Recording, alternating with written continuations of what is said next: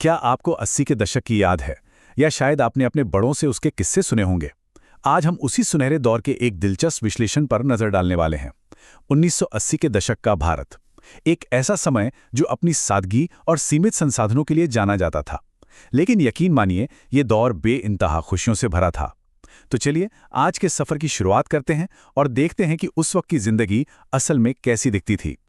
हमारे source material की ये एक लाइन देखिए, जो पूरे 80 के दशक का निचोड़ है। पैसे कम लेकिन सुकून बहुत ज़्यादा। सच में इन दस्तावेज़ों को देखकर ये बात बिल्कुल साफ हो जाती है कि उस वक्त लोगों के बैंक अकाउंट भले ही खाली हो, लेकिन दिल एकदम भरे हुए थे। भारी भरकम वित्तीय संपत्ति नहीं थी, लेकिन उसकी जगह एक बहुत ही गहरी शांति और खुशी ने ले रखी थी। साधन कम थे, लेकिन चेहरे पर मुस्कान पक्की हुआ करती थी। चलिए सबसे पहले बात करते हैं 1980 के उस सादे जीवन की, जिसकी नींव ही एकदम सिंपल और खूबसूरत थी। अब जरा इस तुलना को देखिए कि तब और अब में कितना बड़ा फर्क आ चुका है। आज हम हाई एंड सैलून में जाते हैं, एयर कंडीशनिंग, 100 तरह की कॉस्मेटिक क्रीम्स, और 80s के दशक के वो साधारण सैलून, भाई कई जगह तो ढंग का एक छत वाला पंखा भी नहीं होता था। लेकिन इसके बावजूद काम पूरी तरह से और बेहतरीन तरीके से होता था। यही सादगी तो उस दौर की सबसे बड़ी पहचान थी। अच्छा, रोजमर्रा की इन चीजों को देखकर आपको कुछ याद आया? वो पुराना लाल रंग का मोटा लाइफ बॉय साबुन, उसकी वो टिपिकल तेज महक जो बस अब यादों में ही रह गई है। और वो डाबर लाल दंतमंजन, इसे इस्तेमाल करते ही दांत, ब्रश और उंगलियां सब एकदम लाल। घर के कोने में रखे वो मिट्टी के बड़े बड़े बर्तन, जिनमें बड़ी हिफाजत से साल भर का गेहूं और धान रखा जाता था। और वो पुराने सिक्के जो अब शायद ही कहीं दिखें। ये सिर्फ चीजें नहीं थीं, ये उस समय के जीवन की महक थीं।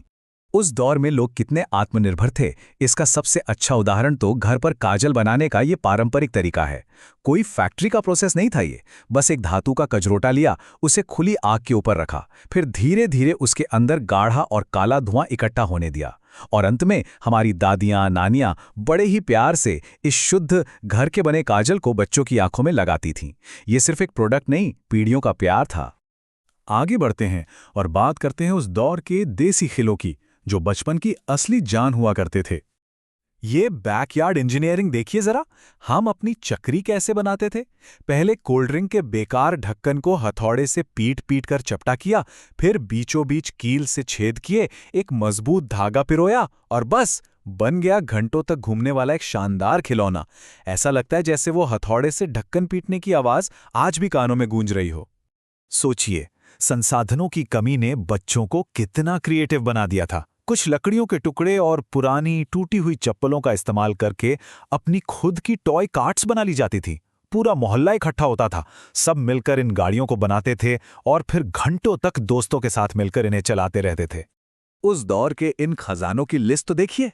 किताबों के पन्नों के बीच छुपाकर रखा वो मोर पंख, ये सोचकर कि इससे विद्या आएगी। घर के कोनों में पड़ी वो लकड़ी की पुरानी गाड़ियां, जिनसे चलना सीखा था। दिवाली वाली वो लाल रोल की बंदूकें और भयंकर चोर पुलिस का खेल। वो लाल चूरण की गोलियां जो पूरा मुंह लाल कर देती थीं।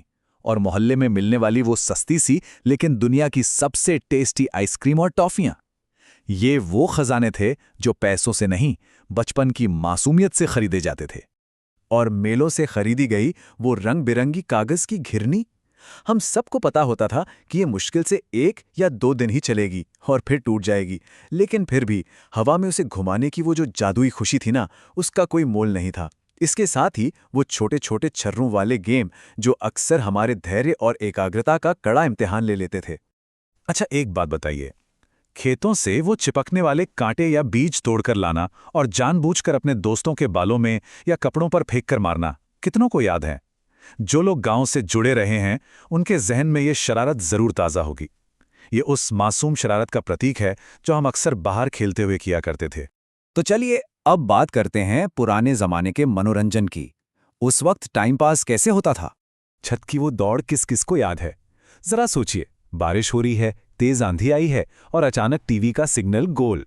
फिर किसी एक को भागकर छत पर जाना पड़ता था और उस एल्यूमिनियम के एंटेना को घुमाना पड़ता था और नीचे से आवाज आती थी, आया नहीं, थोड़ा और घुमा।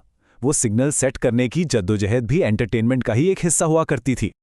ये देखिए, 80 के दशक का अल्टीमेट सुपर गैजेट, आज के स्मार्टफोन्स तो इसके सामने कुछ भी नहीं है। ये एक सोलर चार्ज्ड इमरजेंसी यूनिट थी, जिसमें रात के लिए एक तेज रोशनी वाली ट्यूबलाइट थी, गाने सुनने के लिए कैसेट टेप डेक था और खबरें सुनने के लिए रेडियो भी। उस समय ये मशीन सच में किसी चमत्कार जैसी लगती थी और पूरे घर का टेक्नोलॉजिकल सेंटर हुआ करती थी। और म्यूजिक की बात करें तो वो संगीत का एक अलग ही सुनहरा दौर था। आज तो हम YouTube पर एक क्लिक में गाने सुन लेते हैं, लेकिन तब बाकायदा कैसेट टेप्स का एक भारी भरकम फिजिकल कलेक्शन बनाया जाता था। अपने उस टेप प्लेयर में पसंदीदा कैसेट फंसाना और गाने सुनना वो एक पूरा एक्सपीरियंस था जो हम आज की डिजिटल दुनिया में कहीं खो चुके हैं। मनोरंजन के तरीके कैसे बदल गए हैं ना। आज की जनरेशन अक्सर अकेले बैठकर एकांत में स्क्रीन पर डेली व्लॉग्स या सीरियल देखती है, लेकिन 1980s के दशक में एंटरटेनमेंट का मतलब था मोहल्ले का एक साथ इकट्ठा होना। लोग, महिलाएं और बच्चे साथ बैठते थे, ढेरों बातें करते थे। वो जो सामूहिक जुड़ाव था वही हमारी असली एंटरटेनमेंट स्क्रीन हुआ करती थी। ये तो पक्का सबने किया होगा, अंधेरे में टॉर्च जलाकर उसे हथेली पर जोर से दबाना और त्वचा के आर पार दिखने वाली उस लाल रोशनी को देखकर एक अजीब सी खुशी मिलना। इसका कोई लॉजिक नहीं था, है ना? लेकिन ये बचपन की उस जिज्ञासा का हिस्सा था जो बस हमें एक रहस्यमयी सी खुशी से भर देती थी। अब हम इस चर्चा के आखिरी और सबसे खूबसूरत हिस्से की तरफ बढ़ते हैं, उन अनमोल यादों और सुकून की बात करते हैं। उस वक्त की शामों का माहौल ही कुछ और था।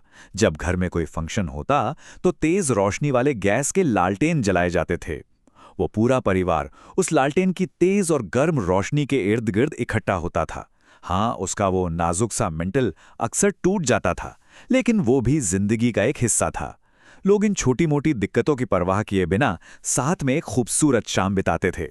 और ये वाटरिंग गेम कैसे भूल सकते हैं? गांव के मेलों से मिलने वाला वो पानी वाला गेम।